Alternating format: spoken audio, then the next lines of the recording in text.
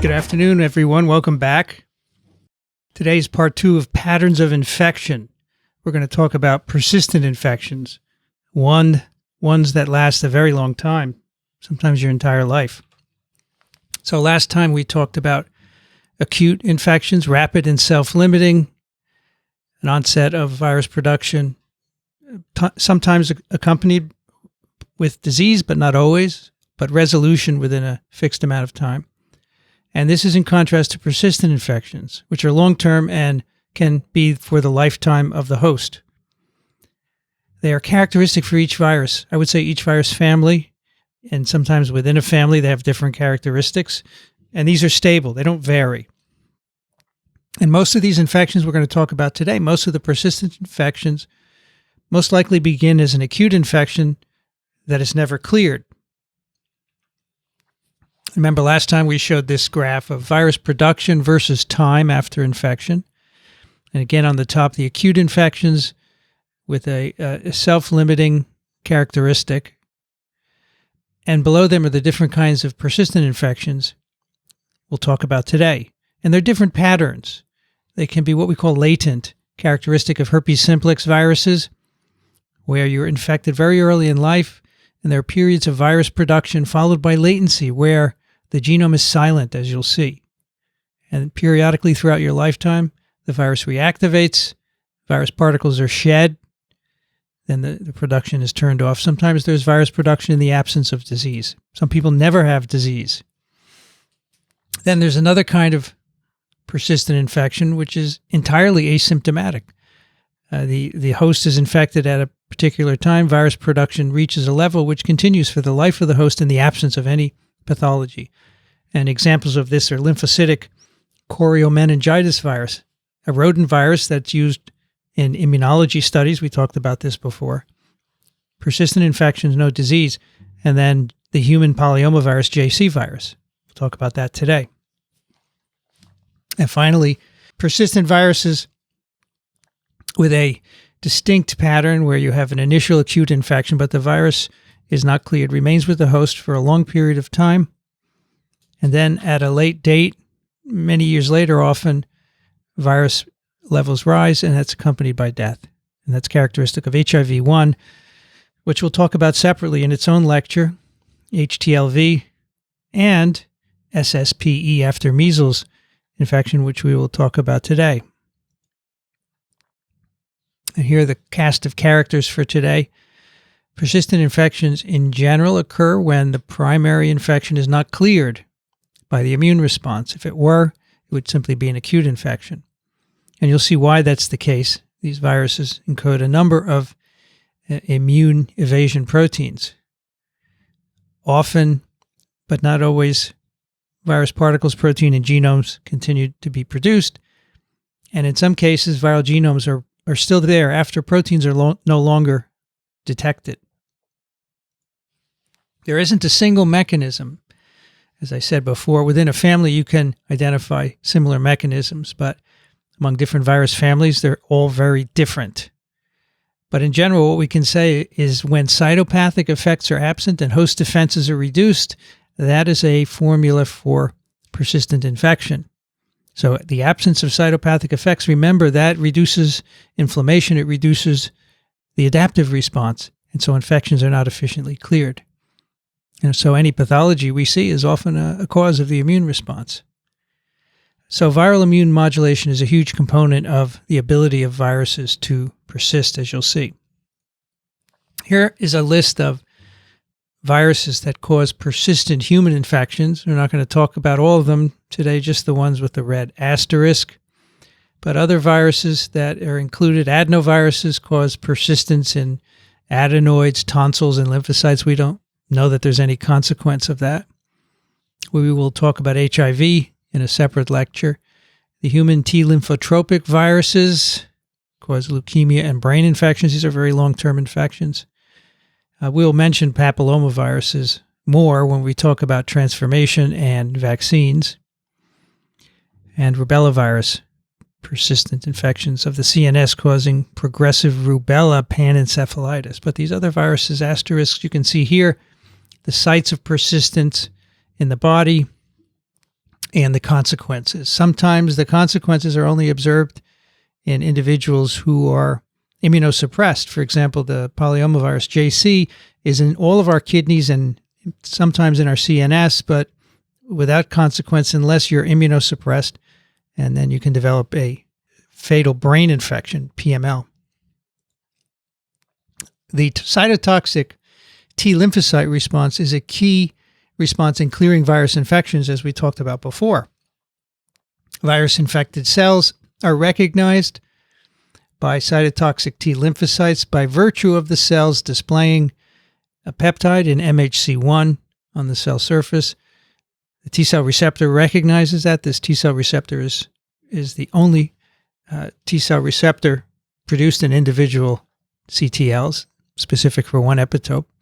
And when this is recognized as foreign, in this case it's a virus-infected cell, so that's a viral peptide, the CTL initiates killing of the virus-infected cell by the release of perforin and granzyme B, which we talked about last time. So this is a key to resolving many virus infections, and persistence usually happens when this process is abrogated. And we talked about the various ways that MHC1 can be blocked. And again, MHC1 is on the surface of most cells in our body, and if those cells become infected, they will display viral peptides in the MHC1 molecule on the cell surface. So this is the endogenous presentation pathway. These are virus-infected cells. There are viral proteins being made. The viral proteins are digested by the proteasome to form peptides, which are imported into the ER, loaded on MHC1, and transported to the surface. And these are sites of viral intervention, viral proteins that block various steps of MHC1 system, from transcription of the genes needed for MHC1 by adenoviruses, to inhibition of the proteasome, inhibition of peptide import into the ER, inhibition of transport to the surface. This HCMV US11 US2 is a stimulation of removal of the MHC from the ER to the cytosol, where it is then degraded by the proteasome. It shouldn't be in the cytosol. Inhibition of transport.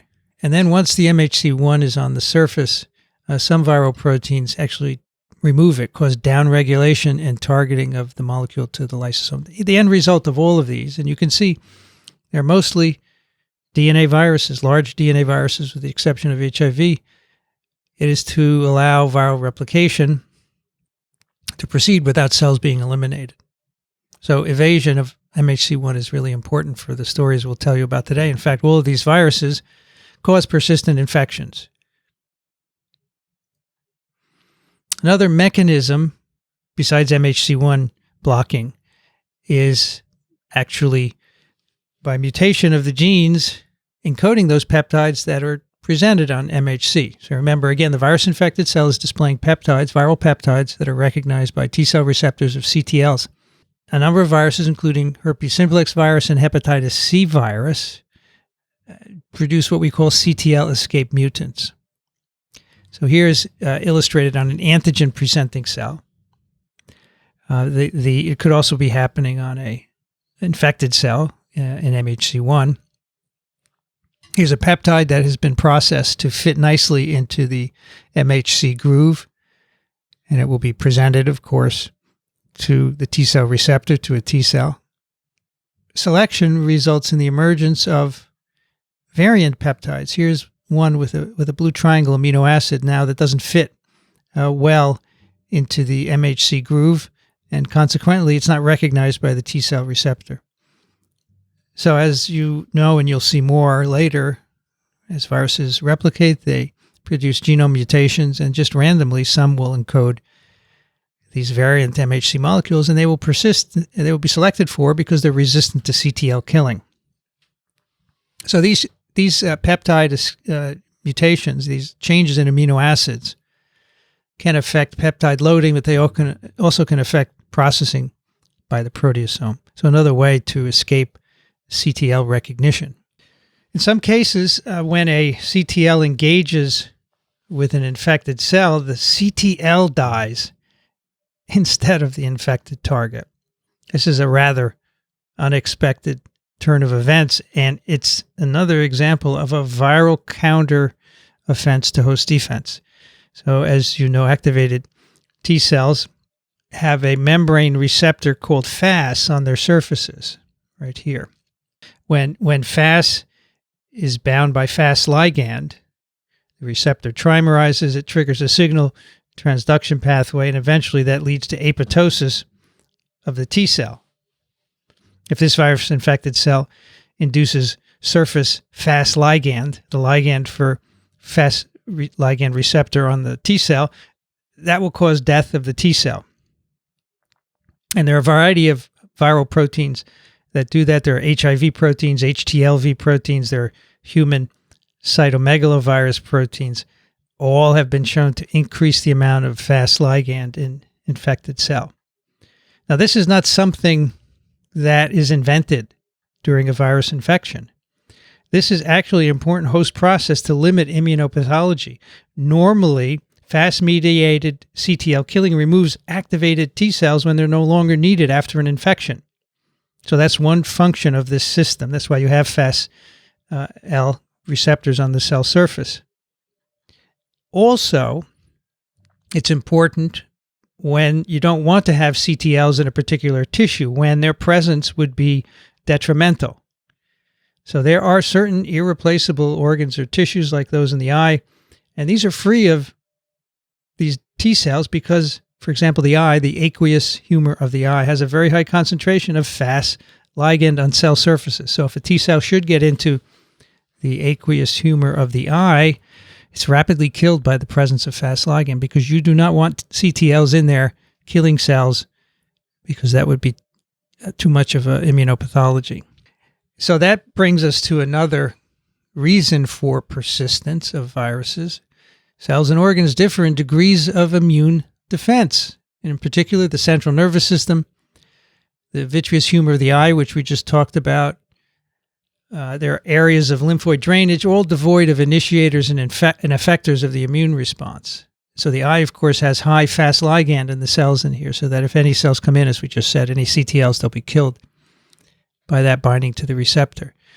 And the reason you don't want an immune response in the brain and then the eye and other places is that these areas could be damaged by fluid accumulation, swelling, and the ionic imbalances caused by inflammation. Particularly, the eye is a closed place. The brain is closed, and if you have swelling, it's not good. It could damage the tissues. Because these are immune privileged, or they have reduced immune surveillance, persistent infections of these tissues are common. CNS very common, and as you'll see right now, in the eye as well. Now, back in 2015, there was a very large outbreak of Ebola virus disease in West Africa, the biggest ever seen, 26,000 cases. Before that, there had been numerous outbreaks in Africa, but they had been rather small and not really intensively studied, and particularly they occur in places with not good healthcare systems, so difficult to pick up any consequences. But in the West African outbreak, many individuals from other countries went to help out, in particular physicians.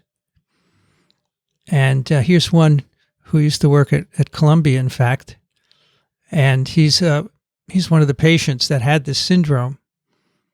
So these are individuals who would contract Ebola virus disease while working there. They would work for a few months and they'd come back to the U.S. They were, by that time, apparently free of disease. And then many months later, they developed uveitis, an inflammation of the eye.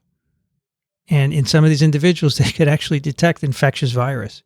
14 weeks after the onset of disease and 9 weeks after clearance of viremia.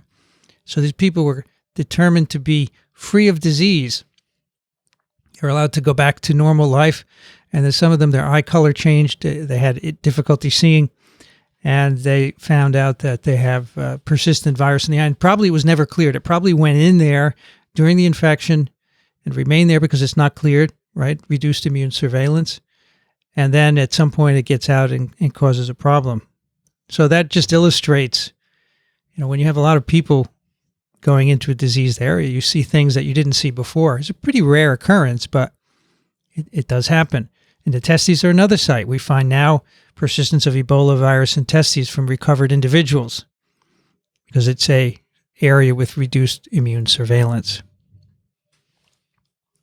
Another strategy for persistence, besides the ones we've talked about, is to actually infect cells of the immune system. It's a good strategy, right? Because not only do you reproduce, but you destroy the cells that are mounting the adaptive defenses. And we talked about measles virus infection of antigen-presenting cells a few lectures ago, and that, of course, causes a skewing in the Th response, and you get the wrong immune response for that virus. Instead of having a CTL response, you get an antibody response.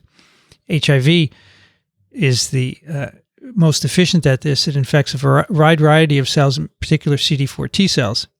And as we'll see, that destroys the ability to have an immune response to anything.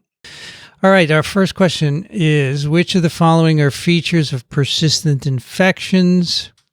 They last the lifetime of the host. Viral immune modulation is involved. Immune cells may be infected. They may occur in areas of reduced immune surveillance, or all of the above. How did we do? 95% got all of the above, which is the correct answer. They're all features of persistent infections lasting the lifetime of the host. Viral immune modulation, immune cells infected, and they occur in areas of reduced immune surveillance. All right, so let's go through some viruses that cause persistent infections just to illustrate the wide range of persistence that occurs, the different mechanisms. And we'll start with one that we talked about last time because it is an acute infection, or it's a virus that can cause an acute infection, but it can also cause persistent infections. And this is measles virus, of course, one of our most contagious human viruses. 115,000 deaths globally, all preventable in 2014. This is an infection that provides lifelong immunity after infection. Lifelong, no question about it. It's a classic acute virus infection. You have a very defined period of replication and disease, and eventually, in most individuals, resolution. But in a very few, 1 in a million people who have had measles, 6 to 8 years later, they develop SsPE, a progressive degenerative encephalitis, 100% fatal. So obviously, vaccinating against measles will prevent this. Now, we're below 1 million cases of measles a year, so this is becoming even more rare. But in the old days, there were millions of cases, and you had a number of these every year. We don't really understand the mechanism of SsPE. What we do know, because all these individuals die, we can look in the brain afterwards at autopsy. You can find viral nucleoproteins, RNA plus protein, but no infectious virus is present. And somehow these genomes are spreading between synaptically connected neurons and leading to some damage, obviously, but we do not understand this at all. And there aren't good animal models, and it's very difficult to make any progress.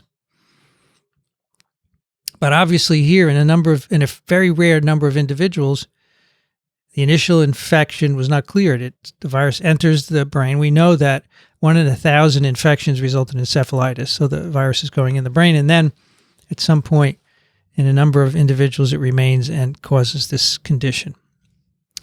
The next set of viruses, different family, polyomavirus family. And here is a phylogenetic tree of polyomaviruses of birds. So this is the family Polyomaviridae, and then there are genera within it. And the asterisks are polyomaviruses of humans. So all of these Wookiee polyomaviruses infect humans. They aren't called that because they were isolated from Wookiees, but rather this particular isolate, WU, was isolated at Washington University, and KI was from the Karolinska Institute. And some virologists have a sense of humor, so they decided to call this group the Wookiee polyomaviruses. This is a human polyoma. See, then they lost their sense of humor. Polyoma 6 and 7. BK polyoma, JC, these are initials of patients. MC, this is Merkel cell polyomavirus, which causes skin cancer. So there are some that infect humans, and that's what we're going to talk about today. These infect almost everyone on the planet very early in life. You get it from your family members, so you can find very high seropositivity in human populations. And you appear to be infected at an early age, and you're infected for your whole life. The virus reproduces in a variety of organs, including kidney, intestine, respiratory tract. And you vary typically in how much virus you're excreting. But periodically, you can be shedding 100,000 particles per mil in the urine.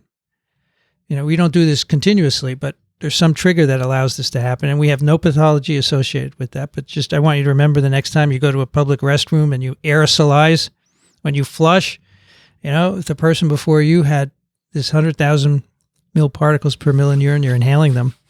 It doesn't matter probably because you're already infected. We don't know how these viruses persist. We're absolutely unsure. I mean, they are replicating. It's not like they're not replicating and periodically reactivated. They're always replicating. We don't understand what's going on, why they don't cause disease. However, if you're immunosuppressed, they can be a problem. And we do more and more immunosuppression of people, for example, for organ transplant. And so these kinds of infections are becoming more and more problematic. And one disease that results from these viruses replicating is progressive multifocal leukoencephalopathy, a disease of the brain, where and a very common immunosuppression is a monoclonal antibody called Tysabri, which is used for immunosuppression in multiple sclerosis patients. It's beneficial for that, but in a small fraction of those patients, that allows the virus to replicate more than normally because we're immunosuppressing. And so the virus gets in the brain and causes damage.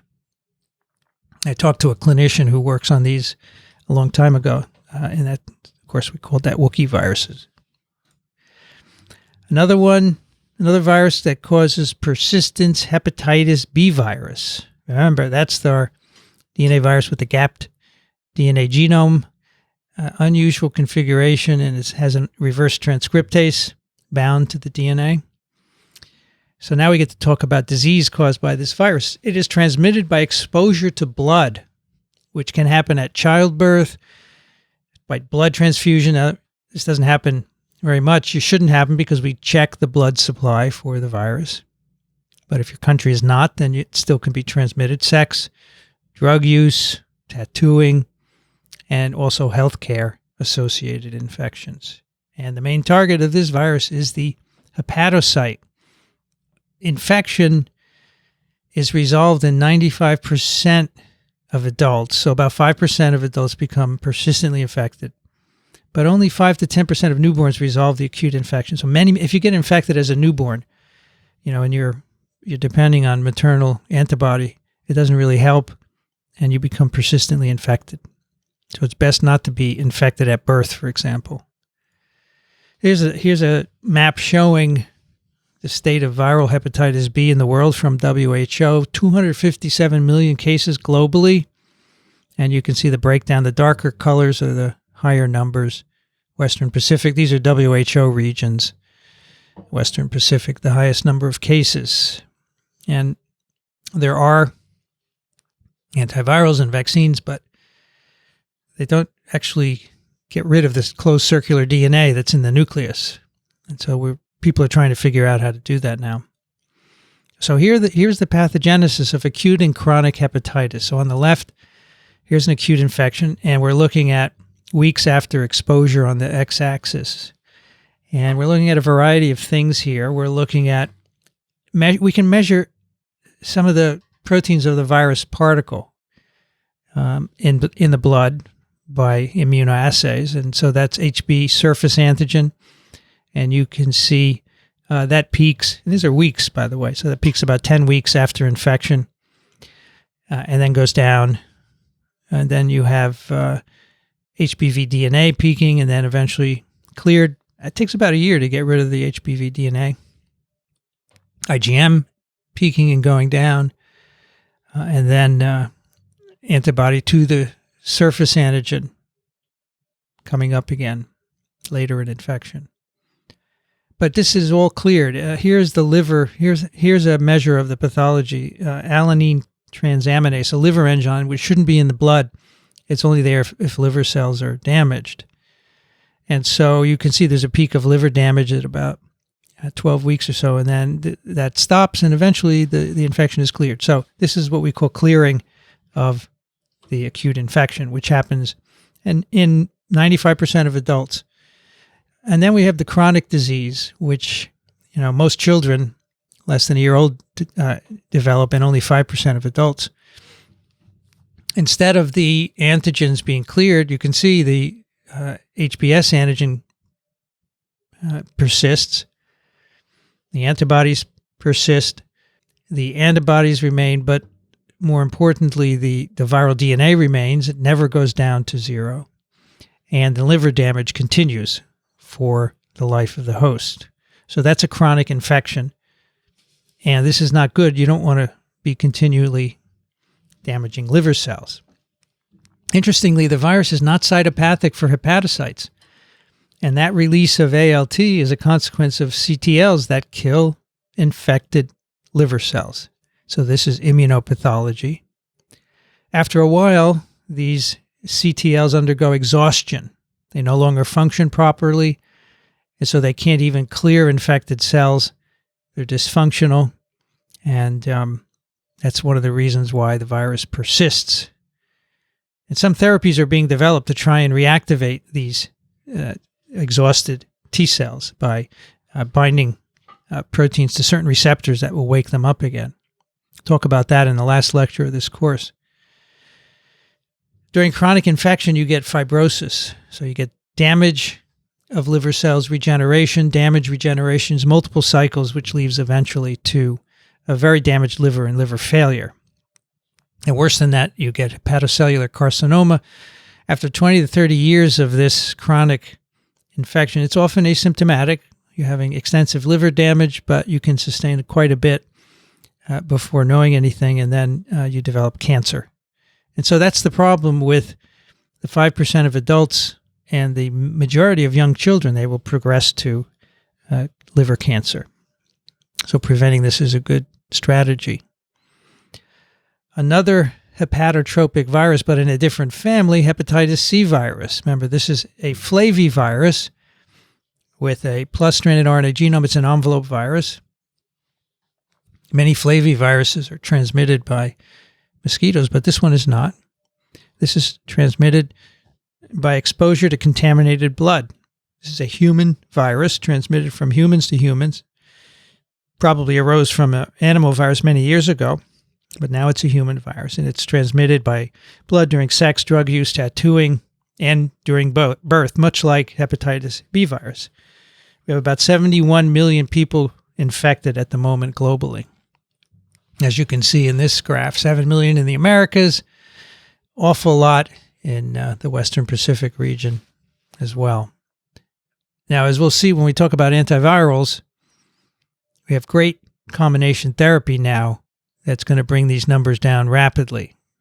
But let's take a look at the pathogenesis of this infection. So on the top, we have someone who's getting infected by those mechanisms we just talked about. You develop acute infection, which we'll see in a moment on the lower graph. Then after 3 to 6 months, about 10 to 40% of the individuals clear the virus, and that's the end of the infection. However, 60 to 90% go on to be persistently infected, and they have a number of symptoms associated with signs and symptoms associated with that.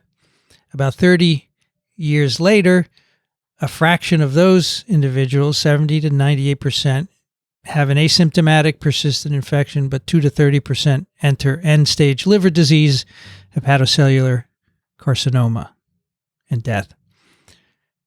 So those are the numbers here, and that's why we want to prevent infection or get rid of it. This is a curable infection because the virus is not in the nucleus. The viral genome is not in the nucleus as it is for hepatitis B virus. It's an RNA virus, and antiviral drugs can clear the infection in sometimes as little as a month. The virus persists by multiple immune modulation mechanisms, including the epitope escape that we talked about earlier. So here is the infection in a graph format. We're looking at months after infection on the x-axis, and then we have 2 y-axes. We have viral RNA on the left, and then we have alanine transferase on the right, the liver enzyme, that's a sign of liver damage. And so, again, the red is the acute infection, where we have a peak of virus replication. So that's the red peak there is virus replication, the solid lines. And it goes down by about 2 and 3 months after infection.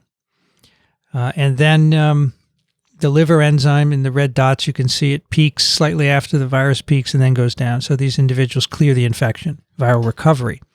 And then we have the persistence, which is in blue. The virus is in the solid line. You can see it peaks and then never goes down, stays at high levels. And the ALT, somewhat declining here, but is still above baseline levels. And so these are the persistent outcomes, the 60 to 90% that can go to asymptomatic persistence or end-stage liver disease. Even though we have now wonderful drugs, we have another problem caused by the opioid crisis, the increased use of opioids by intravenous inoculation. In the U.S. alone, this has caused a massive increase in hepatitis C virus infections since 2011. And this is, of course, because contaminated needles are being reused and transferring virus-infected blood from one individual to another. The next question: which are shared features of persistent infections with polyomavirus, hepatitis B virus, and hepatitis C virus? A, genomes are present but not expressed. B, liver damage. C, kidney damage. D, virions are produced. E, all of the above. Shared features. All right, what do we have on this question? So, which are shared features as virions are produced? So, in some cases, there are genomes. Genomes are always present, but some cases viruses are produced. So that's not expressed is not common to all of them. Liver damage is not common to all of them. And there's no kidney damage common to all of them. So it's just virions are produced in all of these. Polyomavirus, remember, you produce viruses for your whole life. Hep B, Hep C, you have chronic persistent production of virus particles. All right, let's get into the herpes viruses. We're going to talk about a few of them now. And these are sort of a separate category of persistent infections that are called latent infections. And here are some general properties. So viral proteins that promote replication are either not made or they're at low concentrations during these latent infections. Infected cells or cells that have the viral genome in them are poorly recognized. So latent simply means that either the genome is not expressed or at very low levels. As opposed to the viruses we just talked about, where we're always making virus particles. They're both persistent, but this is a unique aspect. And then, of course, the viral genome persists, and it's intact so that you can make viruses at one point. And that's needed to spread the infection to new hosts. If a genome just remained with an infected host and didn't spread, that infection would eventually end. The driving force, of course, is always to spread to a new host. And that's why reactivation, as we call it, the waking up of a latent genome that's not making virus particles, so that it does. That's why that happens. That's why that's been selected for, so that you can transmit to a new host. The state of the genome depends on the virus we're going to talk about. Sometimes it's a non-replicating DNA in a non-replicating or non-dividing cell. And this is typical for Herpes Simplex virus and Varicella Zoster virus in neurons. Sometimes it's an autonomous self-replicating DNA in a dividing cell. So the viral genome is replicating and the cell is dividing. EpsteinBarr virus, Cytomegalovirus, papillomaviruses, hepatitis B virus, and Kaposi sarcoma herpes virus. And then in one case, which we'll talk about, is the genome is actually integrated in the host chromosome and it replicates with the host, human herpes virus 6. So let's start with herpes simplex viruses. We've talked about these quite a bit in terms of their structure and virus entry and their transcriptional program. Let's talk about the disease. In the U.S. alone, over 80% of the population is seropositive. And not only that, not only do you have antibodies against the virus, but you have genomes in your peripheral nervous system. Not the brain, not the spinal cord, but the ganglia outside of that. Many, many millions of people have genomes in their nervous system without any symptoms, in their PNS, and they have no symptoms whatsoever. 40 million people, this is the U.S., experience recurrent disease. Cold sores, for example, are sometimes worse. And there are two serotypes, Herpes Simplex type 1, type 2.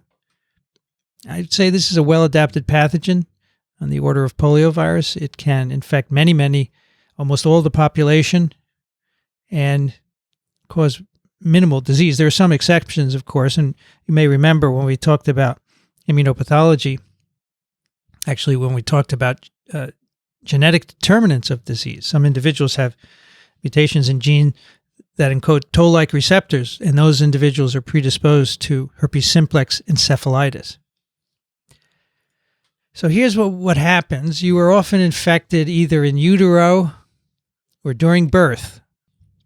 80% of babies are infected that way because the mothers are all infected. And the incubation period is about 2 to 12 days. And that primary infection of the baby is typically inapparent, but sometimes the baby can have a fever, sore throat, ulcerative vesicular lesions, gingivostomatitis, edema, swollen lymph nodes, anorexia, and malaise. This can happen whenever you get the primary infection, of course. So 20% get it later. And the virus is shown here infecting skin cells. It's reproducing in the skin cells. It can spread from cell to cell. And then the virus enters nerve termini. The virus fuses at the nerve terminus.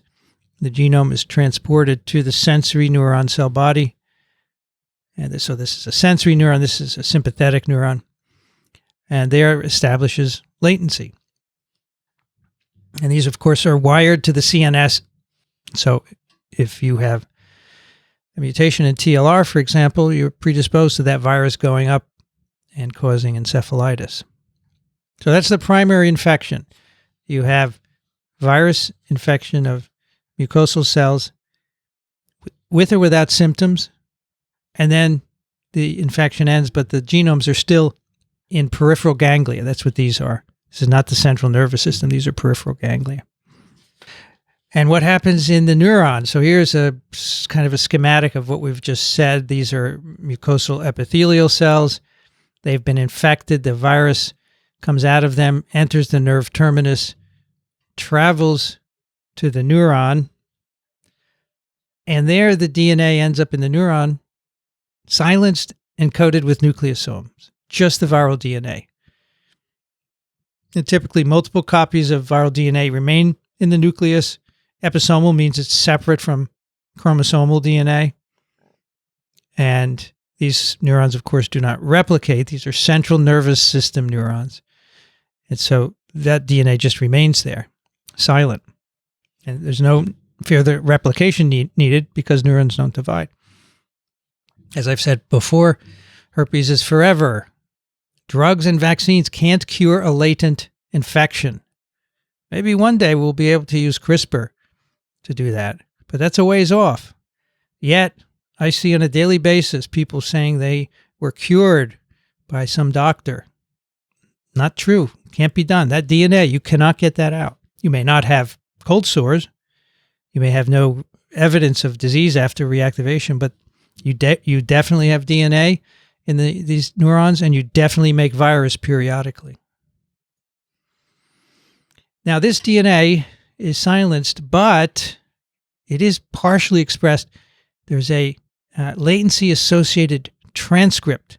It's a RNA that does not encode protein, but it's processed to form microRNAs, and we think those are in part responsible for suppression of gene expression, viral gene expression, so that a virus is not made.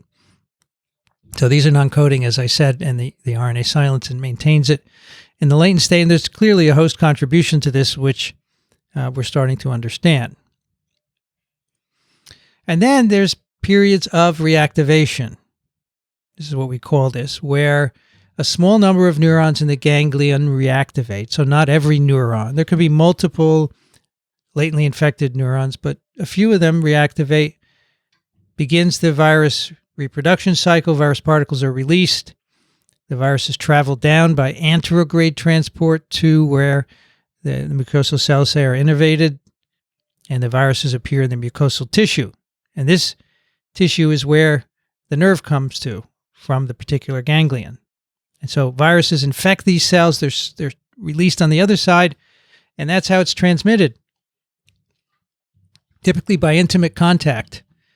Your mother or father, as you're a baby, they're kissing you, and their saliva has herpes simplex virus in it because it's being released from these cells after reactivation. And they unwittingly infect you. The virus genome encodes a number of antagonists, some of which we've talked about, and they prevent this production of, they're unable to prevent this production of virus particles. So the virus is able to reproduce long enough to make viral particles to spread the infection. Eventually, the infection is cleared by immune responses and latency resumes, but the damage is done. The virus has been shedded. Now, interestingly, some people experience a reactivation every two to 3 weeks, and we know this. Some people develop monthly cold sores on the lips or nose, and other people never do, but we know they're still shedding. So they can shed in the absence of symptoms.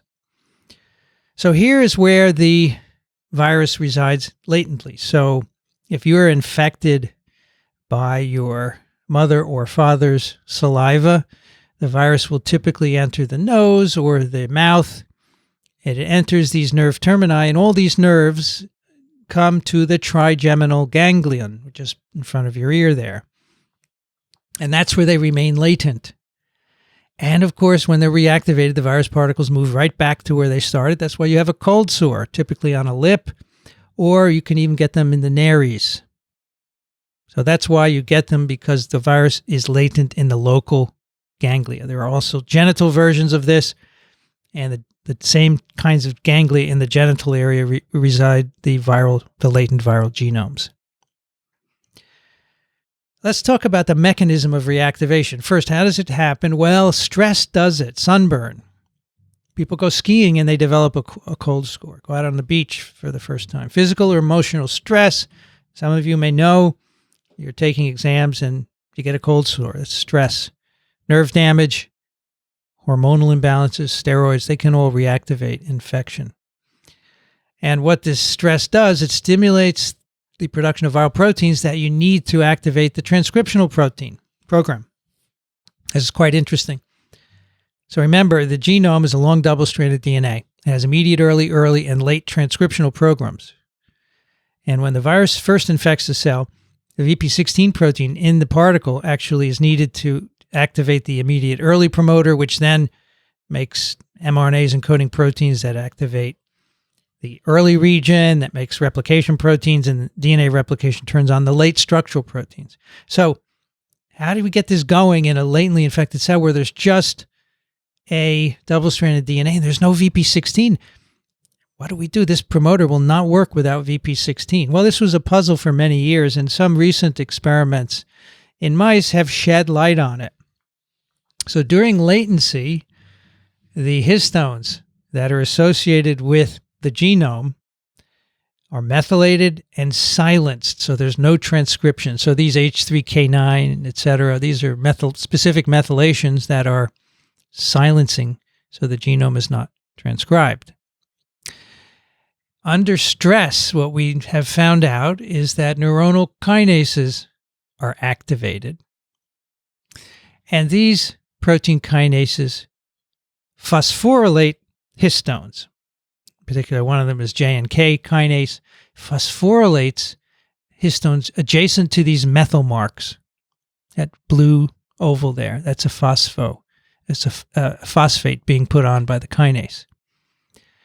That is enough to get very low transcription of all the genes, because among the genes that are produced includes VP16. And then once enough VP16 is made, that can then turn on all the transcriptional program. The virus encodes histone demethylases that remove the other marks, and now you get full-blown reactivation.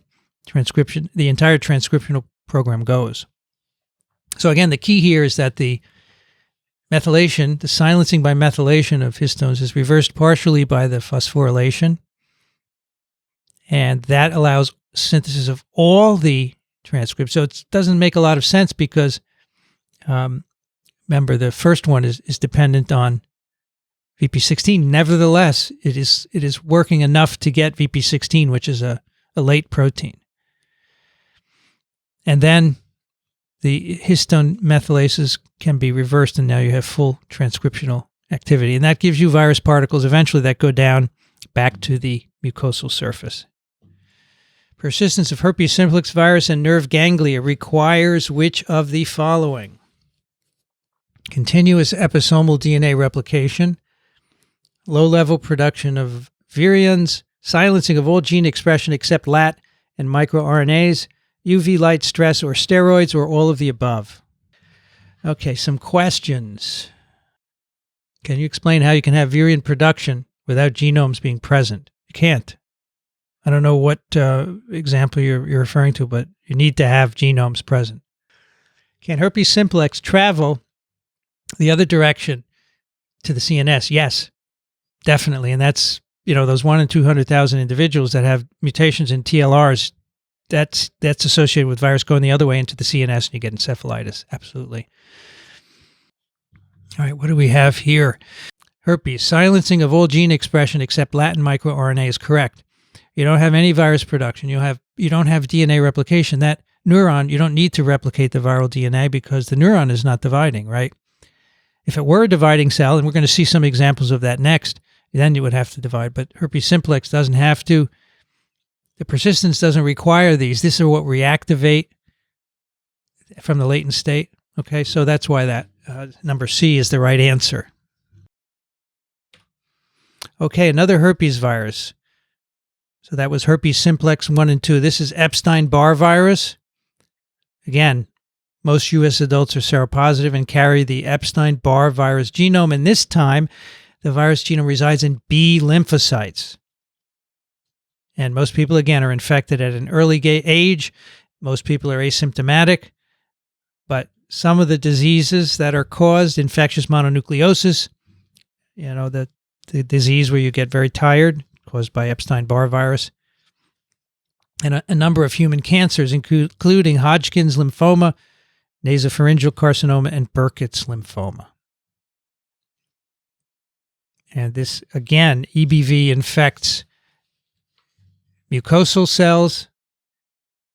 It replicates in the mucosal cells, as you can see here on the left, primary infection, very early in life. Again, saliva from your parents, and if not, then later in life by kissing, for example.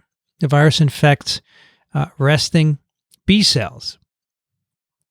And these B cells can produce more virus, but more typically, they induce a latent infection. And they become these intermediate cells here and become latently infected. And in fact, what's interesting about the latent infection of these B cells, these are resting B cells, they are transformed into memory B cells by the presence of the viral genome. And so now we have memory B cells, which you may remember can last a long time. And so that's one of the mechanisms of persistence. Periodically, these become reactivated. The reactivated cells. So on the left, the primary infection is shown going two ways, either to persistent infection and transformation to memory B cells, or to lytic infection of these B cells and then elimination by CTLs or NK cells. So that can happen, but there's also a fraction that lead to persistence. And these cells, as you'll see, the genome is slightly more expressed than in herpes simplex virus infections. Periodically, the genomes will be reactivated. A fraction of those reactivated cells display viral antigens on the surface. They can be eliminated by CTLs, but a certain fraction of them will migrate to mucosal surfaces, release virus, which then can cross the epithelium and be released in the saliva. And that's how it is transferred from one individual to another. So B cells are essential for latency. The virus infects them, makes them memory B cells, really insidious mechanism because the B cells are then very long-lived, the memory B cells. During latency, the DNA is a self-replicating episome because B cells can replicate, of course. And so if those memory B cells periodically replicate, the genome will replicate with it. And a very limited repertoire of viral genes are expressed.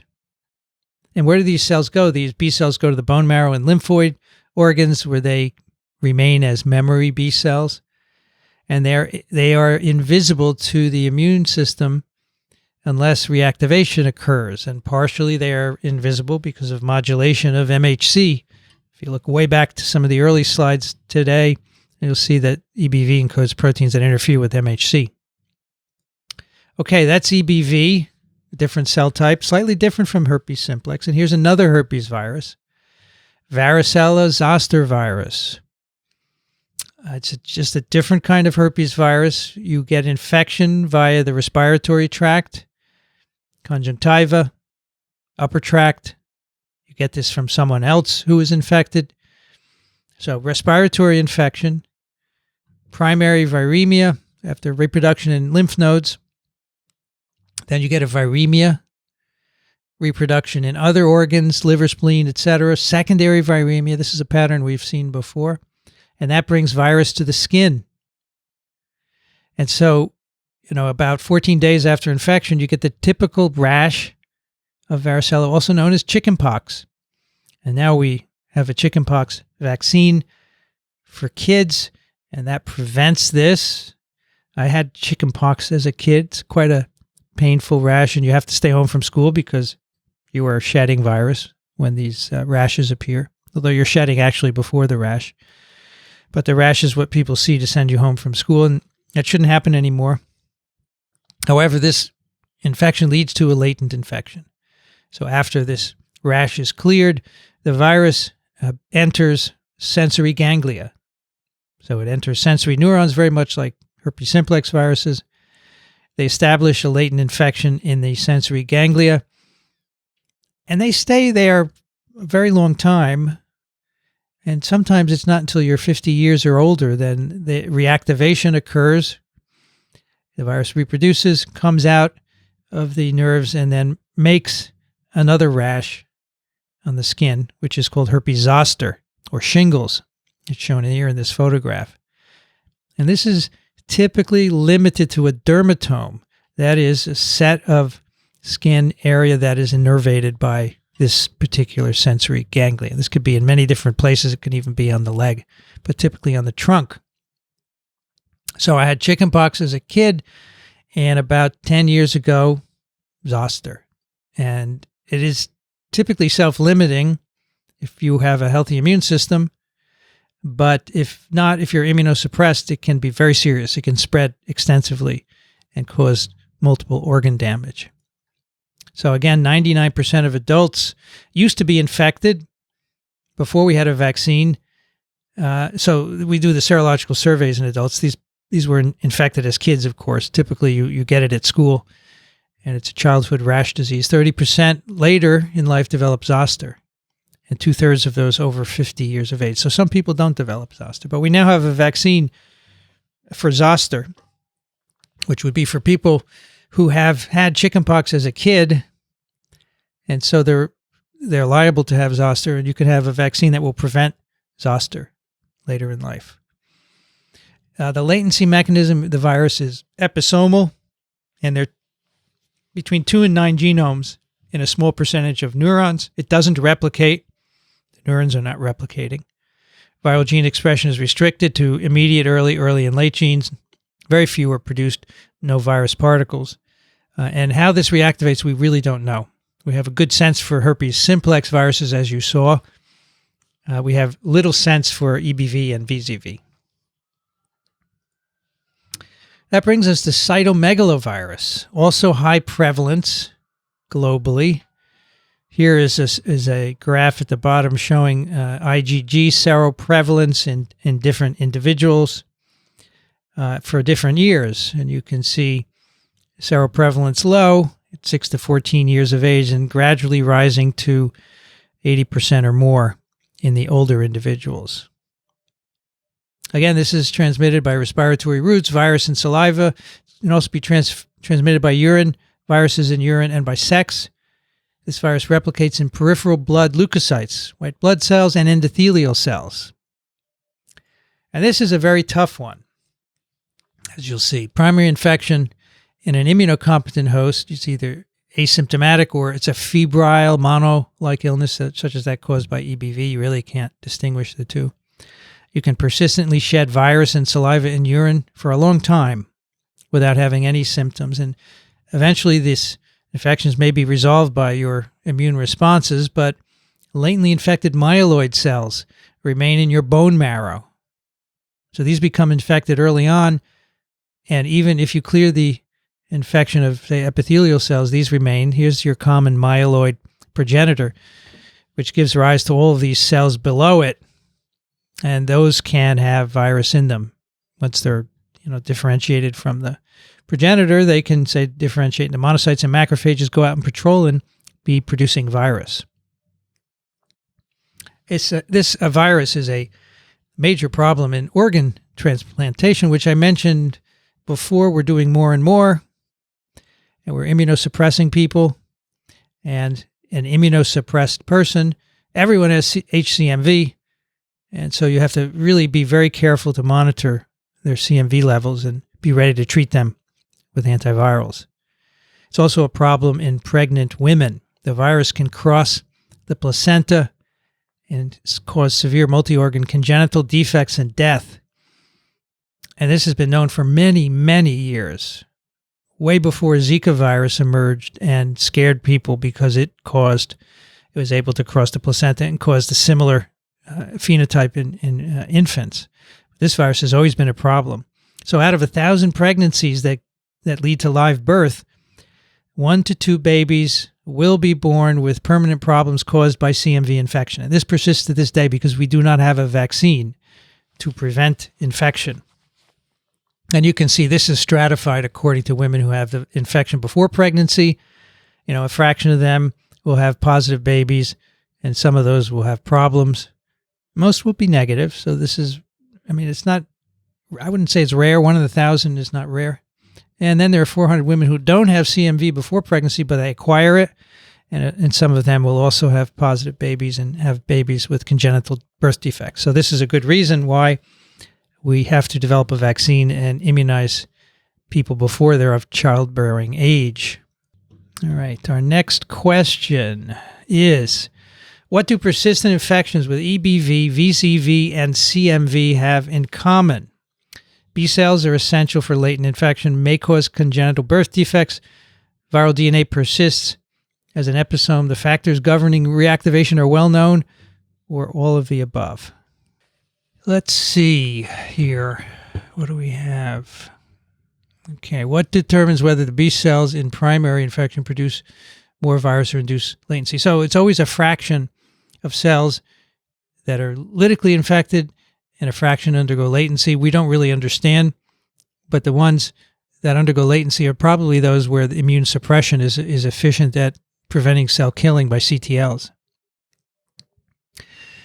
How does the shingles vaccine differ from the chickenpox vaccine? So the chickenpox vaccine given to kids is an infectious attenuated vaccine, and the shingles vaccine given to older people was originally the same vaccine at a higher dose, but didn't work very well. And so now there's an even better one made, which is a single viral glycoprotein, purified and adjuvanted.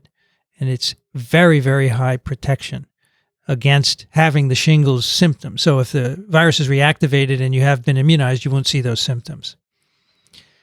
Can VZV reactivate from latency more than once? Yes. Yes, people can have shingles multiple times. While EBV is latent in B cells, why is MHC modulation as the genome isn't expressed? No, you don't need modulation at that point. You need modulation to promote latency and for some cells to escape killing long enough to produce virus particles and move to the epithelium and shed virus particles for the next host. So we developed a vaccine. All right, I didn't finish your question. Does HCMV persist in epithelial cells also? No. It just infects epithelial cells. it persists in lymphoid cells. It infects the epithelial cells in the acute period. So we developed a vaccine to protect against VZV reactivation, but not herpes simplex. Yes, people are trying to make a vaccine to prevent herpes simplex reactivation, but hasn't been successful. But people are certainly working on it. But sometimes it works for some viruses and not for others. All right, what's the answer here? The DNA persists as an episome. That's the only thing in common to EBV, VZV, and CMV. B cells are only EBV, congenital birth defects, CMV, and we don't really understand the factors governing reactivation except for herpes simplex viruses. All right, our last set of herpes viruses. So after all those nice names, Varicella Zoster, human Cytomegalovirus, they stopped. There's another Kaposi's sarcoma herpes virus. And they just gave them numbers. Human herpes virus 6 and 7. These are viruses that cause the mild childhood rash called exanthem subitum. Here's a child with it. It's very mild. It's also called sixth disease. You can count the different rash diseases we've been talking about. The parvovirus was the last one we talked about, the fifth disease. Again, wide seroprevalence in adults. Horizontal infection through respiratory secretions from parent to child. The virus infects lymphoid, endothelial, liver, CNS, and salivary cells, so epithelial cells, and establishes latency for HHV6, monocytes, macrophages, and hematopoietic stem cell progenitors, and HHV7 and CD4 positive lymphocytes. Periodic reactivation, so a parent can infect the child. Now, what I think is interesting about this is that HHV6 genomes occasionally integrate into chromosomes. And they integrate into the telomeres, the very ends of the chromosome. So the genome is shown in the middle here, the HHV6 genome. And it has these red telomeric repeats repeated at both ends of its genome. And those are homologous to the telomeres in chromosomes. Here's a human chromosome at the top here. And so the virus integrates by homologous recombination into those. And so now you have a copy of the viral genome on the bottom here, stuck on the end of the chromosomal DNA. So this happens in only a certain number of cell types. And about 1% of transmission is via the germline. So you pass this on to your kids. And it can be reactivated to make virus. So you don't actually, not everyone, because this is only 1%, not everyone has to transmit the virus. So here you can do transmission via the germline. So that's one way you can become latent, to be in the end of a chromosome. The end is maintained. So this is not going to go away. That's what we think anyway, going into a telomere. And then you can transmit it in your offspring.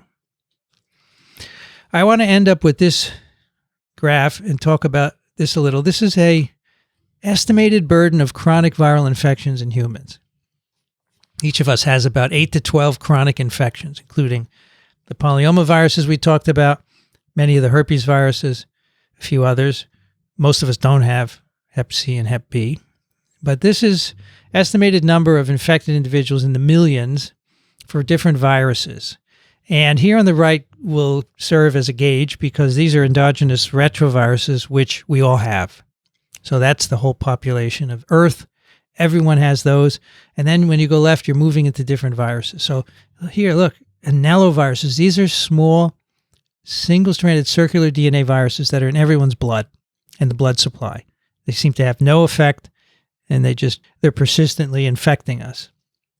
And we have HHV6 and 7, Varicella Zoster virus, EpsteinBarr, Cytomegalovirus, the polyomaviruses. And, it's going down a little bit, but not hugely in terms of burden. And then we have adeno-associated virus, herpes simplex. Then we have Hep B, which is now down a bit. Papilloma, Hep C, Kaposi's sarcoma. And then a handful of other viruses, GBVC. We don't know if it causes any disease. Adenovirus, of course, may cause disease. And then we're getting lower and lower. And HIV, 35 million people infected That's about right there. All right, so what's the point of this? We by the way, we estimate these from a percentage of people known to be seropositive for any given virus. And the assumption here is the world population is 6.75 billion, so this is a bit old. This kind of seroprevalence data, which are used to calculate this graph, they're only gotten from developed countries typically. So we actually have an underestimate of the impact of chronic infections on humanity. Rough calculations reveal that there are many billions of chronic virus infections in humans. And as I said, we each have about 8 to 12. And some of these viruses are so common, as you can see on the right-hand part of this graph, that it would be impossible to find uninfected patients if you're doing some study to study associations with disease, any disease. Doesn't have to be viral disease. It could be some other disease. You can't find an uninfected population, for example, anelloviruses or herpes viruses. So what does that mean? They're part of our metagenome, of course, but we need to consider what these infections mean and how they relate to chronic viral diseases that are considered non-viral. Who knows if any particular chronic disease is actually non-viral when all of us have viruses in us and we can't get a control population without it. So a little bit of a caution to really consider the virome when you think about disease causation and how this virome could affect the outcome of other disease, and the fact that it's really hard to study because we can't remove these viruses from people. So that is persistent infection. Next time we're going to discuss another very special kind of persistent infection, which can lead to transformation and oncogenesis, how viruses cause cancer.